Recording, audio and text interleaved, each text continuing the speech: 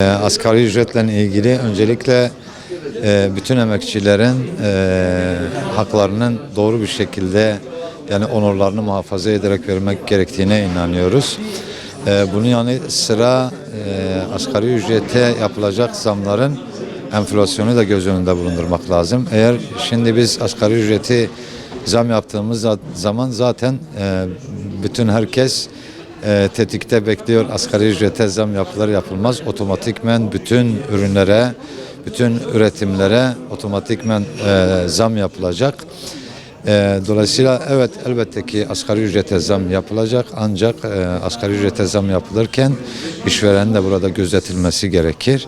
Biz bütün insanların adaletli bir şekilde bir maaşlarının olması gerektiğine inanıyoruz. Ama bunu doğru bir şekilde yapmak önemli olan. Bu sorunu çözmeyecektir. Enflasyonun mutlaka aşağı doğru inmesi gerekir. Bu asgari ücretin yükseltilmesi işverene büyük bir şey getirecek, külfet getirecek. Hükümetin bu noktada ciddi adımlar atması lazım. Özellikle SSK'da yani sosyal güvenlik primlerinde işverenlere ciddi anlamda bir desteğinin olması lazım. Aksi takdirde bu her geçen gün enflasyona bir düşüşüne bir faydası olmayacaktır.